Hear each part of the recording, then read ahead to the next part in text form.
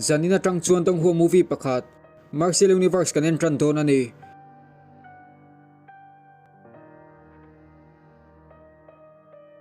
a movie entran na chuan si halang tak pakhat hi man mo takin a lo tla na sipai then khathian lo umin a magic lungken chu chu sakan lo tumani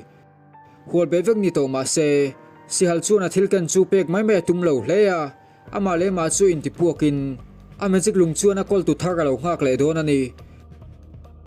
sin ron in thakin papakhat lin zio wa chuan zu lo in meka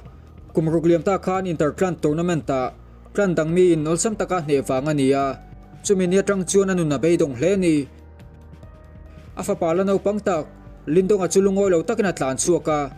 apa Mizo le Insual Thiam takani lai te chu ngai tuin milak lak lo taka chuak ta chu arel ruana hle ani kumruk kalta chu ron langin apa lin zio wa chuan tournament ta lin lang tian a lo be don meka lang tian a chu an klana chakming thanga soi ani bok ma se lin dong a chuan apa a chuan be seina nei sang hleya ma se maktak main lin lang tian a chuan move khat lekin a lo hne theya chu mai ba ka a ra tam takalak sakngal bokani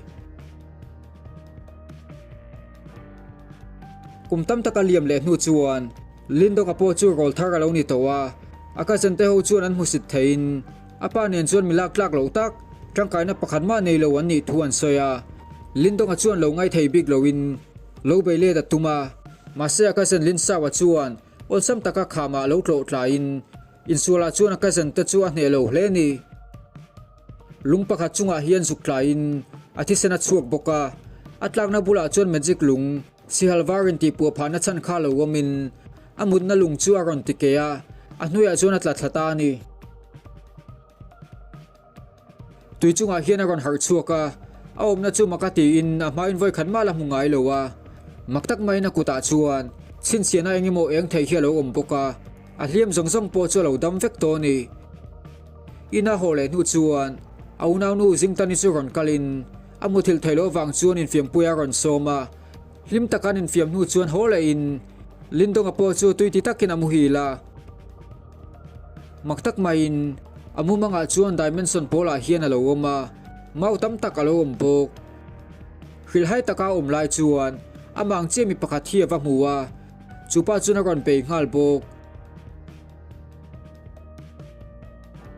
dong apo chuan lo be let vein anin hne to khle ni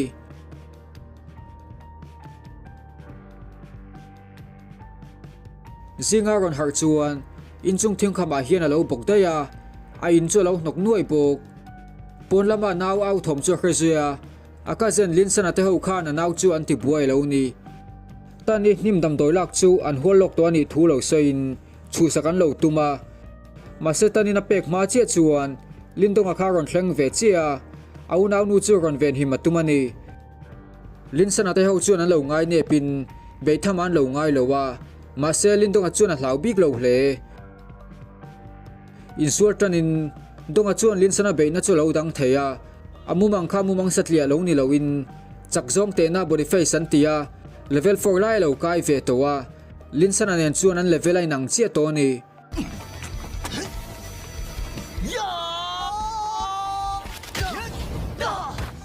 lin sana chuan a hne to lo zoka ma se anin tin na tak tak ma chuan lin sana u lin honga chuan ron thalin ani po chuan lin donga chu Hmuhsit leya an kan rol thar te zinga chakber an zon chua theina tur tournament chu aron thlen trep to thu sein ta chuan anin beizok tur thua sei bok anin ti boy lai chu lindong apa chuan alo clear ve renga afa pa in body face level 4 lai lo thleng ve to ti hriat chuan beise na thararon nei ve leya lindong a chuan tournament ta hne na chan theinan a thiam thil te chu zirtir ve tran ta ni zana chuan donga chuan anaw tani chu lo buai puya nanna maktak nein a ra control zo lo wang chuan vot chak takina ron met thut thina ni maktak main lindonga kuta chin siana eng theiom chuan anawa colt awra om chua hip chua sak theya thil mum pathuma chan tir zui ngal bok aunaw nu po chu anhulo ka ron that chuak le fata donga chuan a taksa vot om chu a hip chua sak thei thu lo hrilin thil pe ka ta na thil hip chu mum chu pe ya masati damdan chu anu le pa ten hena po soimi lo turina khilani atuk zinga chuan lin tonga chu training chun som le a atak sa changna po tipung zel thein amu manga kalna dimension maktaka khan adudu huna kal thiam towa in cultivate nan va mang trinin amang tak tak tenen chuan an training ho thin ani tournament an khelni tur po chu lo thlenga lin sana le au lin hawa chu lo in be mekin hawa chu body face a level 6 lai ni to wangin sala chu na hne lo hle ni tani chuan hawa chu ron chau ve hlol maya ma se hne in be sei wang ni loin lin to kha training na sat ema wangin tournament a chu na la ron thleng ve theilowa huna lo po se sak theina na be ve ta ni hawa chu champion an pung don chia tia lin tonga chu ron thleng ve chia lin hawa chu ron chau zui ve ngal bok be sei phak bakin lin tonga chu lo chak le to hle a hun re lo te chungin body face level 4 atangin hawa level lang level 6 lo kai ve der to ni abena zongzong chu alo dan thei ba ka dimension maktaka in cultivate thina wangin mitsing pon honga beina chu lo dang theya on sam takna hne thei to bok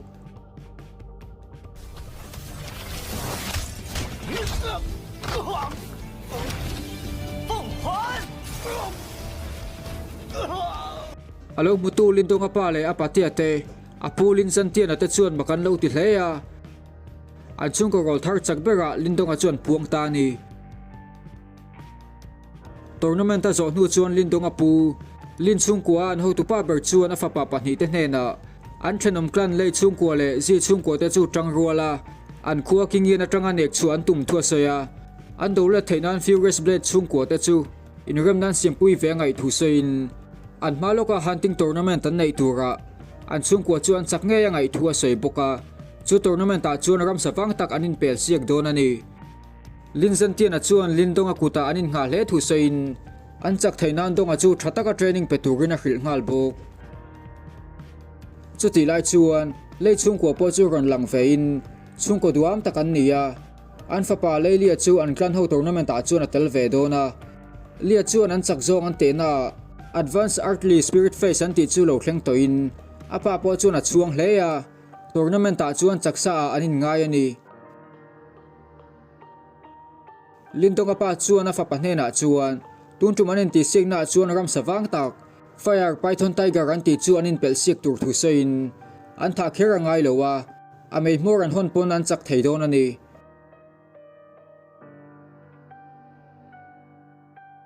in ti siak tur te chuan ron thleng khom tana furious blade te chung kwa le an fa pa uyu na po chu ron thlengin atira tang leilia le lindong a chuan in mil lo nga hleya a chan chu lia bial nu in donga naw tani lo ben wang ani in ti siak na an ho tu pa ber chuan an rules te chu ron puang zungzunga fire python tiger meila thei pakhat ai tammanom chuan in beina hmanga achak zo kan zon tur thu sein in tha phalani lo thu a sei bok lindong le au naw nu chuan man mo takin fire tiger chuan zong kual nga la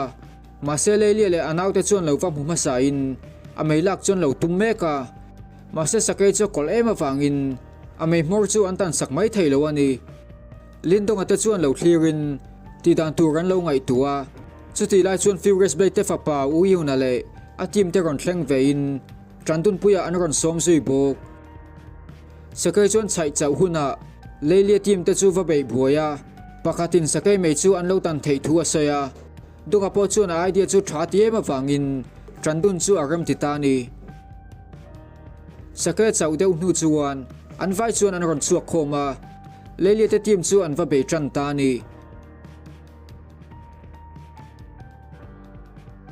uyu na chuan sakai mei mor chu al sam takina tan thei ta tan son pui vatin leilia ten an lo mu chuan an zui ve ngal bok bese lo tak main uyu na chuan thang pakathia ka per pal lo maya leilia te chuan a sakai mei mor tan chuan lak saka ata na tang chuan sat lain chuti lai chuan donga po chu ron thleng ve chia lia chuan fire python tiger tha turin uya na chu tiger pu ga chuan a chhoilu chui ngal bok lindong a chuan sakai mei chu sak chu du hle ma se a thian pa lo ram siam pui to chu zuk chan chu ma saka tum ta zoka pu ka chuan a zuang lut ve ta ni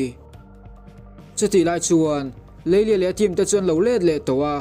fire tiger mai chu in ti thei taka mu kwal velin uyan ale lindonga chu an lo le to lo mai thei thua soya achan chu sakai puka chu an tlak lu pal thu le an thi to arin thua soya ni an chung te ho mangang taka nom lai chuan lindonga te pahni chu him takin an ron let le hlola masele lia chuan sakai mai an e wangin chak ber ani tho thu lo sei thung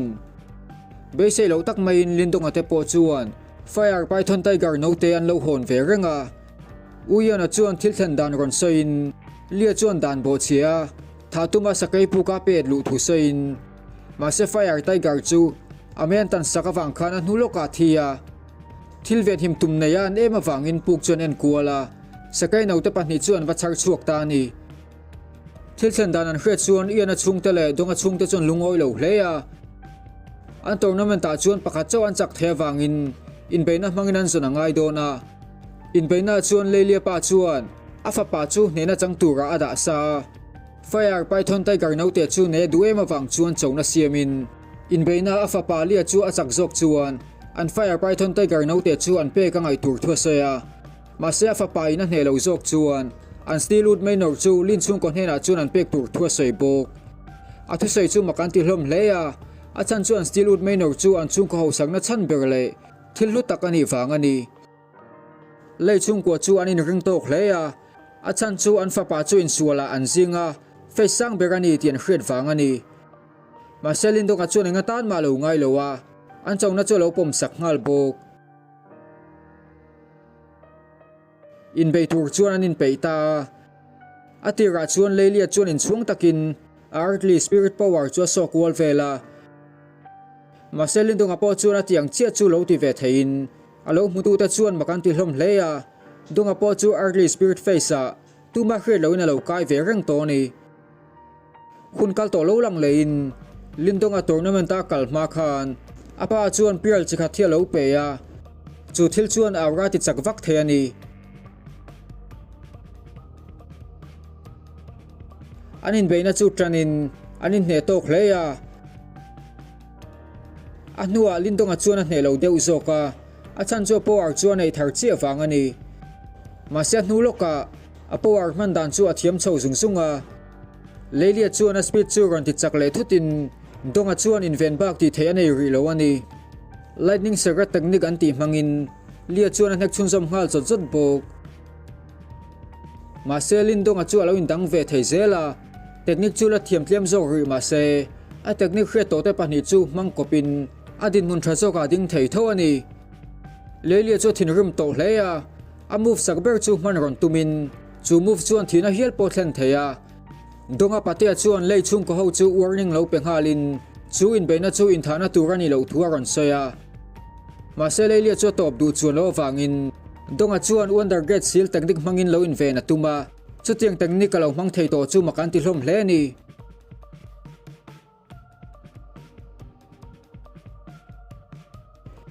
chu technique man mang chuan lia ron beina chu adan thei mai ba ka na takna lo kap let theya lia chu chatu rom to lo ani lin chung ko ten chakta ka chuan an pu berlin san tian a chuan anin tiamangin steelwood minor chu an kuta ron hlan vat turin a hil ngal bok sin ron in thlakin lindong ale naw chuan an fire python tiger no te chu an lo in fiang puya aminga chuan lin ian an phu bok chonhulama chuan lei chung ko ten an hlan tur steelwood minor chuan vai en fia